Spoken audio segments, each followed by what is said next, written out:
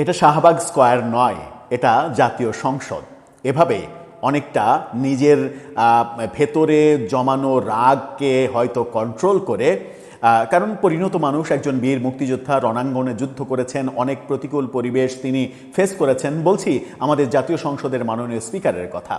তিনি গতকালকে যেভাবে তরুণ নবীন সংসদ সদস্য হাসনাত আবদুল্লাহকে স্মরণ করিয়ে দিলেন যে এটা শাহবাগ স্কয়ার নয়, এটা মিছিল করার জায়গা নয়, এটা কোনো আলটিমেটাম দেওয়ার জায়গা নয়, এটা জাতীয় সংসদ।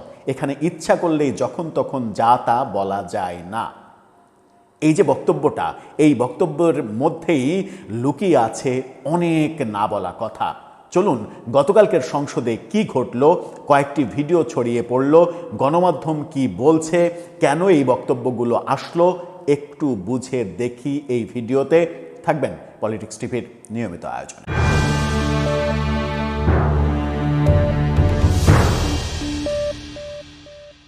দর্শক, বলছিলাম সংসদে মাননীয় স্পিকার হাসনাত আবদুল্লাহর উদ্দেশ্যে বললেন যে এটা শাহবাগ স্কয়ার নয়, এটা জাতীয় সংসদ। এরই মাঝে এই ব্যাপারটা রীতিমতো ভাইরাল হয়ে গেছে, আপনারাও জেনে গেছেন। তবুও প্রথম আলোর শিরোনামটা দেখে নিন। তিনি এক্স্যাক্টলি কি বলছেন। This is not Shahbag square, mister Abdullah. Hasnat আবদুল্লাহকে স্পিকার এই কথা যখন হাসনাত আবদুল্লাহকে বলছেন তিনি, তখন ওই একই প্রসঙ্গে যখন হট্টগোল হয়েছে একটা ইস্যুটা কি, এই জুলাই জাদুঘর অধ্যাদেশ যে বিল পাশ হয়েছে সেই বিল নিয়ে বিতর্ক। সেই বিল প্রফেসর ইউনূসের মেটিকুলাস সরকার যেভাবে অধ্যাদেশ জারি করেছিল, সেখানে নানা ধরনের সংশোধন করে জুলাই জাদুঘরের প্রধান হবেন একজন মন্ত্রী, এরকম সংশোধন করে এটা বিল আকারে পাশ করেছে সরকারি দল। তাতেই জুলাই যোদ্ধারা, এনসিপির নেতারা তীব্র খেপেছেন এবং বিরোধী দল তীব্র খেপেছে। গতকালকেও আমরা সংসদে ওয়াকআউটের ঘটনা দেখেছি। এই প্রসঙ্গে নাহিদ ইসলাম কি বলছেন দেখুন, চ্যানেল 24-এর এই শিরোনামটা দেখুন। সেখানে তিনি বলছেন, ক্রিকেট বোর্ডে মন্ত্রীদের সন্তান, আবার জুলাই জাদুঘরের সভাপতিও কেন মন্ত্রী। মূলত জুলাই জাদুঘর যে বিল পাশ হয়েছে সেটা নিয়ে হট্টগোল তৈরি হয় এবং সেই হট্টগোল একটা পর্যায়ে চলে যায়। সামাজিক যোগাযোগ মাধ্যমে একাধিক ভিডিও ভাইরাল হয়েছে। একটি ভিডিও আমি একেবারে নিশ্চিত নই, প্রচণ্ড ভাইরাল হয়েছে সেই ভিডিওটা, যেখানে হাসনাত আবদুল্লাহ কাউকে আক্রমণ করতে উদ্যত হচ্ছেন, তাকে পাঁজা কোলান করে সরিয়ে দিচ্ছেন নাহিদ ইসলাম। ভিডিওটা দেখে আসুন।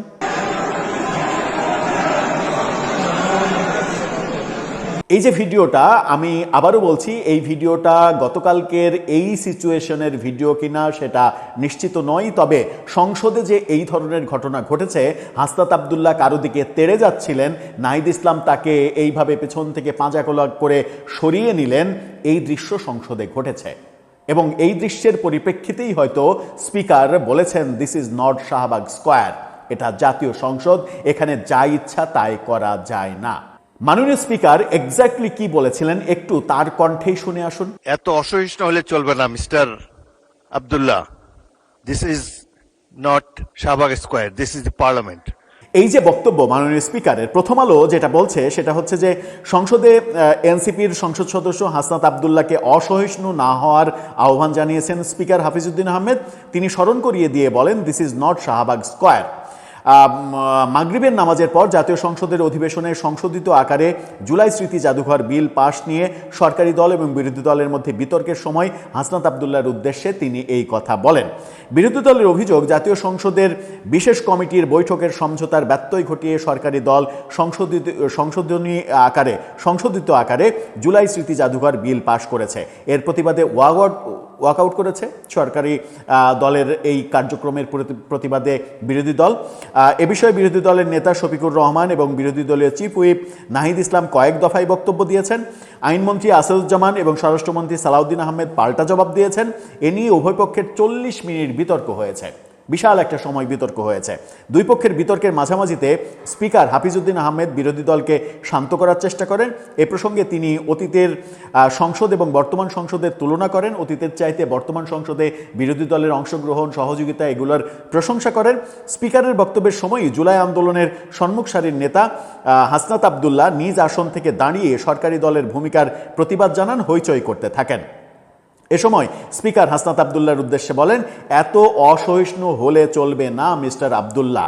This is not Shahbag square, this is parliament. এটা শাহবাগ চত্বর নয়, এটা সংসদ। এখানে ধৈর্য ধরে অপেক্ষা করতে হবে, শুনতে হবে। স্পিকারের এই মন্তব্যের পর সংসদে জোরে চিৎকার চেঁচামেচি শোনা যায়।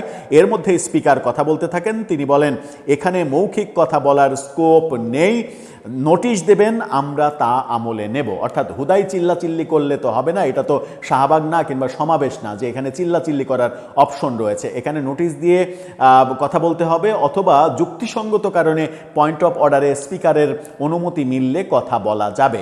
এখানে চিৎকার চেঁচামেচি, দাবি আদায়ের জায়গা, মানে এখানে আলটিমেটাম দেওয়ার জায়গা না। হ্যাঁ, দাবি আদায় করার প্রচেষ্টা করা হতে পারে, কিন্তু সেটা আইন সম্মতভাবে সংসদের যে প্রসিডিউর আছে সেই প্রসিডিউর মেনটেন করে সেইগুলো করতে হবে।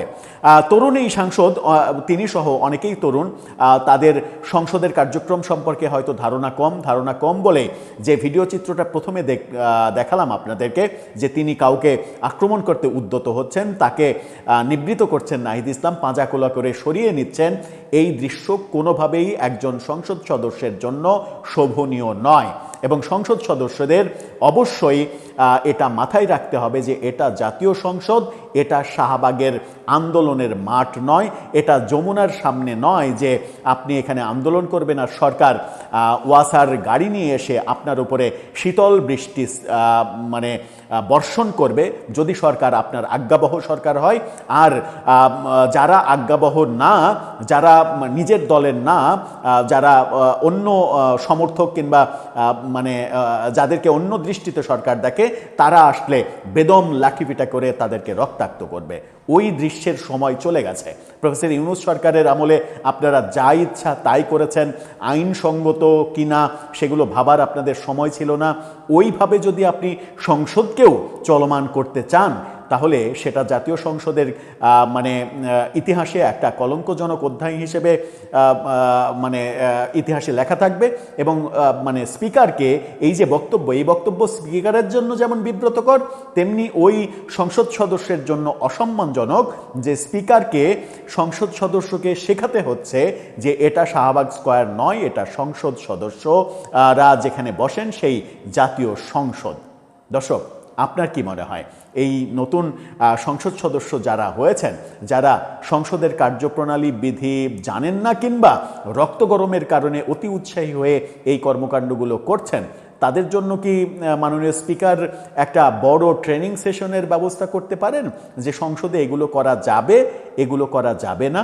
আর সেই ট্রেনিং সেশন যদি ব্যবস্থা করা হয়, তাহলে তাতে কি এই তরুণরা অংশগ্রহণ করবে, নাকি তারা বলবে যে আপনাদের চাইতে অনেক ভালো জানি আমরা, জেনজি সব জানে? সেটা বলবে কি? দর্শক, আপনার মতামত জানিয়ে লিখতে পারেন আমাদের কমেন্ট বক্সে।